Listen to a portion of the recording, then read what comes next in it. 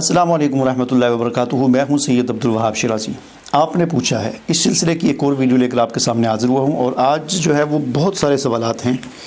چونکہ سارے سوالات ایک ہی چیز سے متعلق ہیں اور سوال بھی اس میں مختلف ہیں۔ کسی نے پوچھا ہے سوال سارے زکوٰۃ کے متعلق ہیں، کسی نے پوچھا ہے جی گھر میں خواتین کے بعد جو سونا ہوتا ہے تو کیا ان پہ زکوٰۃ ہوتی ہے نہیں ہوتی، کسی نے پوچھا ہے کہ خواتین کا جو زیور ہے مثلاً اس کی زکوٰۃ خواتین خود ادا کریں گی یا ان کا خاوند ادا کرے گا، کس کے ذمہ ہوگا۔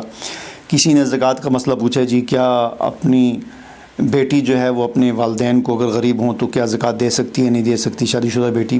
مختلف بہت سارے سوالات ہیں، اب میں سوالات سارے نہیں پڑھتا، بلکہ میں آپ کو تھوڑا سا ایک زکوٰۃ کے کچھ چند ایک مسائل اس طریقے سے آپ کو بتانے کی کوشش کروں گا کہ اس میں ان تمام سوالات کے جوابات آ جائیں گے۔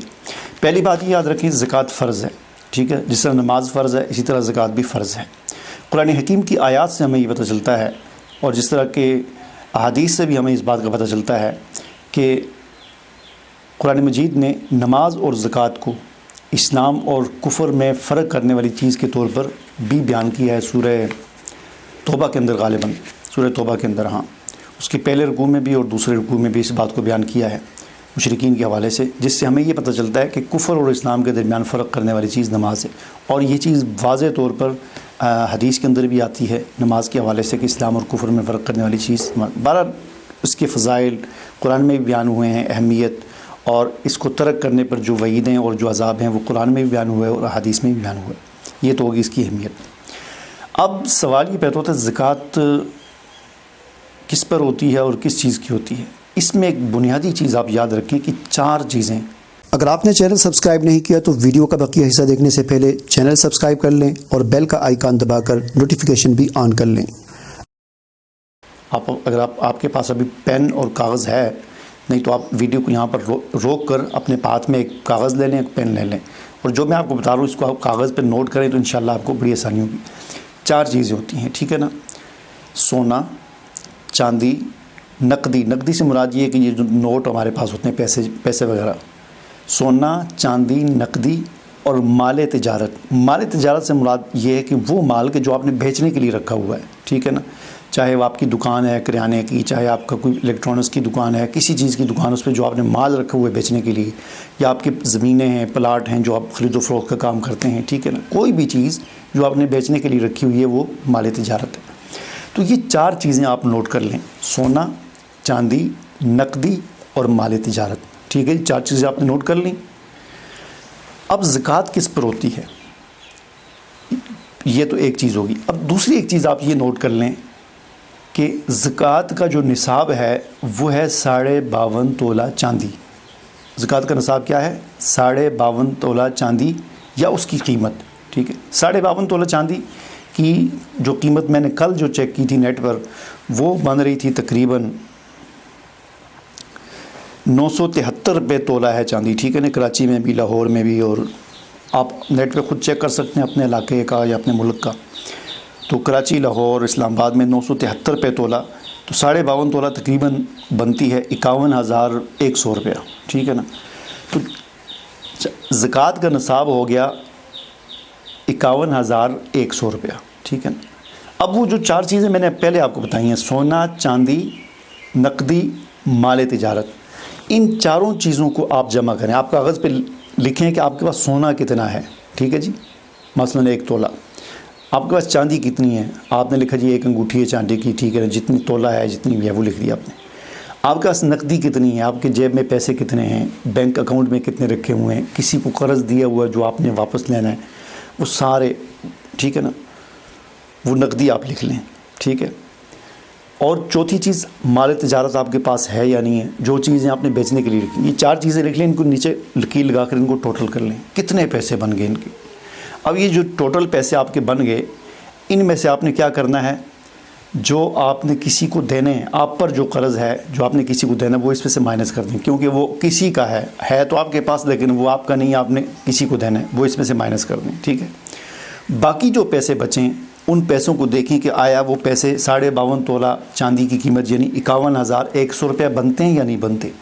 اگر وہ 51,100 روپیہ بنتا ہے یا اس سے زیادہ ہے تو آپ صاحب نصاب ہیں، آپ پر زکوٰۃ دینا ضروری ہے۔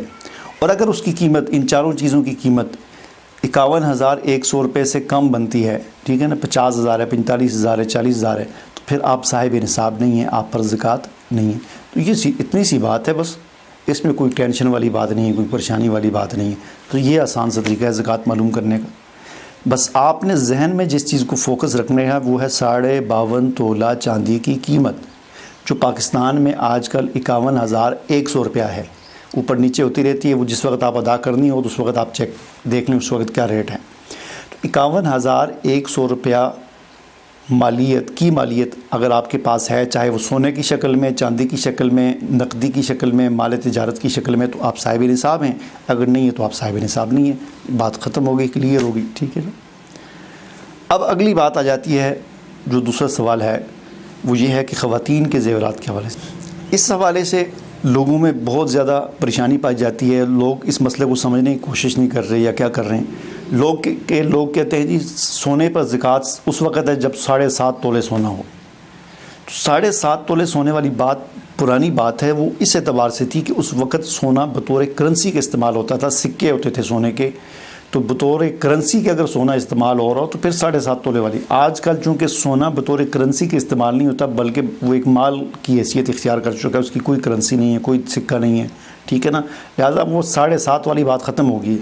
اب سونے پر بھی زکوٰۃ اس وقت، یعنی سونا بھی اگر اس 51,000 یعنی 52.5 تولہ چاندی کے برابر ہے تو اس کے ساتھ کچھ پیسے بھی ہیں تو اس کی زکوٰۃ دینا ضروری ہے، ٹھیک ہے نا۔ مثلاً آج کل سونے کا ریٹ 1 لاکھ سے زیادہ ہو چکا ہے۔ اب اگر کسی کے پاس آدھا تولہ سونا ہے، کتنے کا ہو گیا؟ 50,000 کا، اور ساتھ میں اس خاتون کے پاس 2-3 ہزار روپے بھی پڑے ہوئے ہیں، تو کتنے ہو گئے؟ 53,000 روپیہ۔ تو گویا کہ اب اس کے پاس 52.5 تولہ چاندی کی قیمت 51,000 تھی، اور اس کے پاس گویا کہ 53,000 ہیں، 50,000 کا سونا پڑا ہوا ہے اور 3,000 روپے نقدی ہیں، لہٰذا اس پر زکوٰۃ دینا ضروری ہوگا۔ تو یہ آسان سی بات آپ سمجھ لیں، ٹھیک ہے نا۔ تو وہ بات ذہن سے نکال لیں، وہ 7.5 تولے سونے والی۔ ہاں وہ صورت میں ہے کہ عورت کے پاس ایک چوانی بھی نقدی کی صورت میں نہ ہو، ایک چوانی بھی نہ ہو، کوئی مال تجارت نہ ہو، وہ چیزیں نہ ہوں، ٹھیک ہے نا، چاندی نہ ہو، صرف سونا ہی سونا ہو، تو پھر اس وقت تک زکوٰۃ اس پر نہیں ہوگی جب تک وہ 7.5 تولے نہ ہو۔ چونکہ اس طرح کی صورتحال عام طور پر ہوتی نہیں ہے، ہر عورت کے پاس کچھ نہ کچھ پیسے ہوتے ہیں، 10 روپے تو ہوتے ہی ہوتے ہیں، ٹھیک ہے نا، اور کئی چیزیں ہوتی ہیں، تو اس لیے وہ والی بات ذہن سے نکال لیں۔ تیسری جو چیز ہے زکوٰۃ کے مصرف کے حوالے سے، کہ زکوٰۃ کس کو دی جا سکتی ہے، اس کا بھی بڑا سادہ سا اصول ہے۔ جو چیز میں نے آپ کو بتائی ہے کہ 52.5 تولہ چاندی کی قیمت یہ زکوٰۃ کا نصاب ہے، یعنی 51,100 روپیہ۔ اب 51,100 روپیہ جس کے پاس ہے وہ صاحب نصاب ہے، وہ زکوٰۃ ادا کرے گا۔ جس کے پاس نہیں ہے تو وہ صاحب نصاب نہیں ہے، اس کو زکوٰۃ دی جا سکتی ہے۔ سیدھی سی بات ہے۔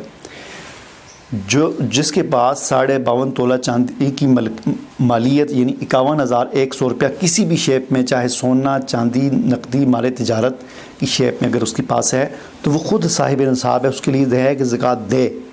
اور جس کے پاس 51,100 روپے سے کم مالیت ہے تو وہ صاحب نصاب نہیں ہے، لہٰذا وہ زکوٰۃ لے سکتا ہے۔